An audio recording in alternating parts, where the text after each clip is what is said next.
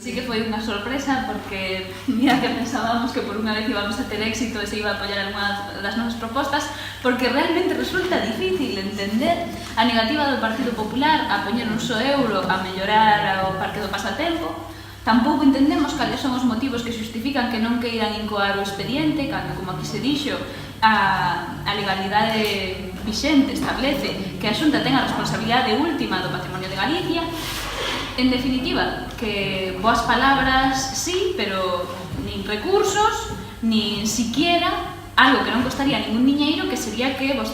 Consellería incoe o expediente para a declaración do ben de interese cultural. Non sabemos cales son os motivos. Podemos, efectivamente, pasarnos a pelota dun lado ao outro, do Concello á Xunta, da Xunta á Deputación, da Deputación outra vez ao Concello, do Concello á Xunta, en fin, isto leva sendo así moitos anos,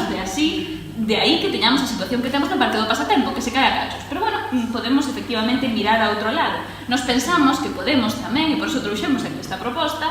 ser firmes e sacar de aquí un compromiso que faga efectivo esa colaboración entre distintas administracións que se dixo que debía fundamentar a protección do patrimonio de Galicia. Lamentamos que non queiran dar pasos nesta dirección, esperamos que recapaciten esta postura. Nos pensamos que os motivos para solicitar a colaboración da Xunta foron aquí sobradamente explicados, creemos que ningún betanceiro ou betanceira entenderá a negativa da Xunta a ter unha colaboración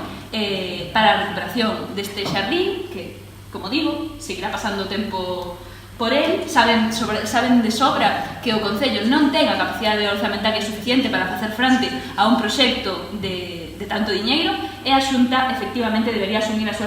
súas responsabilidades.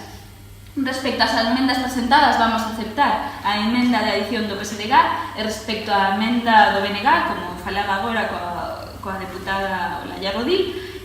buscaremos unha transacción asumindo a sustitución do punto 3 que entendemos completaría a nosa proposta, pero non o punto primeiro que fala dun convenio que a tal punto non é firme dentro do Concello, máis nada.